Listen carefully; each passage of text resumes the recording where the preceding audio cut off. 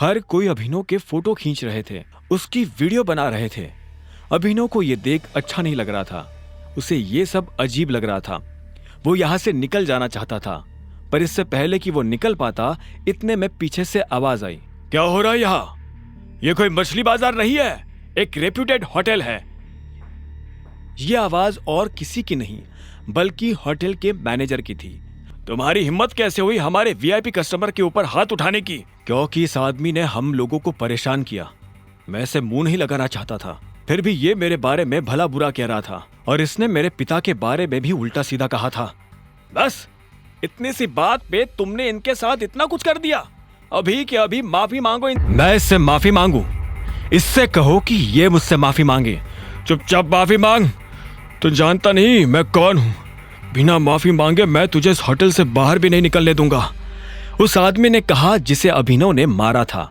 मामला बिगड़ता जा रहा था। अब इससे पहले की बात आगे बढ़ती, चाहत बीच में आई और बोली, एक्चुअली गलती अभिनव की नहीं है, इस आदमी की है। इसने मुझे छेड़ने की कोशिश की। यह मुझसे गलत तरीके से बात कर रहा था। मैं और अभिनव साथ में लंच पर आए थे, पर यह आदमी। चाहत ने सारी बात मैनेजर और आसपास खड़े लोगों को बता दी। मैनेजर ने पलटकर उस लड़के को देखा और बोला, क्या यह सही है? उस लड़के ने कोई जवाब नहीं दिया। ऐसे में मैनेजर फिर से चाहत की तरफ पलटा और बोला, जो भी हो मैडम, पर इससे माफी तो मांगनी ही पड़ेगी। अभिनव समझ गया था कि मैनेजर उससे ऐसे क्यों बात कर रहा था। असल में वो अभिनव को उसके कपड़ों से जज कर रहा था। जब अभिनव को लगा कि उसके पास और कोई रास्ता नहीं है, तो उसने अपनी जेब से अकरम का कार्ड निकाला और मैनेजर की तरफ बढ़ाते हुए बोला, तुम्हें पता है मुझे ये कार्ड किसने दिया है? इस पर लिखा नाम पढ़ लो, उसके बाद तुम्हें समझ में आ जाएगा कि निष्पक्ष फैसला कैसे किया जाता है। हाँ, यह सही कह रहा है। भीड़ में से किसी ने अभिनव की बात का समर्थन करते हुए कहा। मैनेजर ने अभिनव से कार्ड लिया और उसे ध्यान से देखने लगा। जैसे उसने कार्ड पर लिखा नाम पढ़ा तो उसकी आंखें फटी की फटी रह गई। जब अभिनव ने देखा कि मैनेजर के पास कुछ भी कहने को नहीं बचा है, तो उसने उस लड़के की तरफ देखकर कहा, और तू लड़कियों से बात करने से पहले अपनी मां के पास जा और उनसे सीख के लड़कियों की इज्जत कैसे की जाती है। इतना कहते ही अभिनव ने चाहत को अपने साथ लिया और वहां से निकल गया। दोनों गाड़ी में आकर बैठ गए थे, लेकिन कोई किसी से बात नहीं कर रहा था।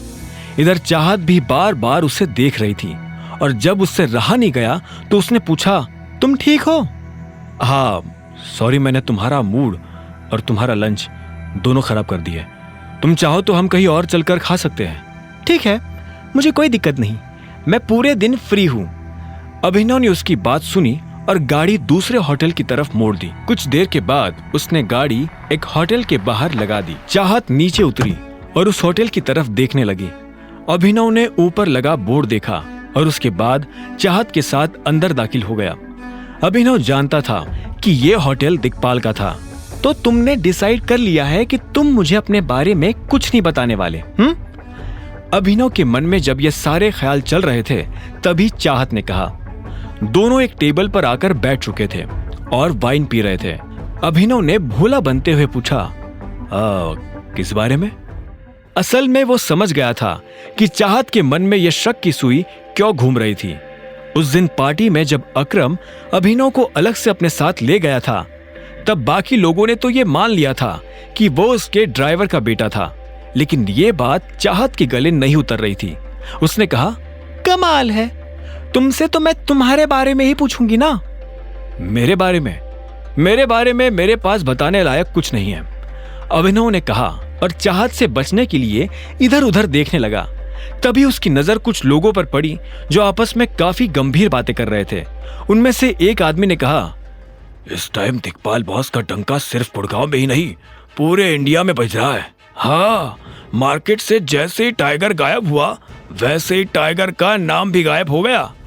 यह सुनते ही अभिनव पलटकर उस आदमी को देखने लगा जो ये बात कर रहा था। उसे समझ नहीं आ रहा था कि आखिर वो टाइगर के बारे में इस तरह की बातें क्यों कर रहे थे। बताओ ना अभिनव, तुम मुझसे क्या छुपा रहे हो? चाहत ने पूछा। तभी उन लोगों में से एक ने कहा, नहीं, टाइगर अभी गया नहीं, टाइगर जिंदा है और वो जल्द ही लौट कर आएगा। मैंने तुमसे कहा था ना जॉनी, इतनी मत पिया करो कि संभली ना जाए। कुछ भी बकवास कर रहे हो। बकवास नहीं। बकवास तो तुम कर रहे हो। टाइगर का कंपैरिजन दिक्पाल से, विस्की और देसी शराब का क्या मैच। मैं कह रहा हूं टाइगर जिंदा है and he will return soon. Johnny नाम के इस आदमी की बात सुनकर अभिनव के रोंगटे खड़े हो गए थे।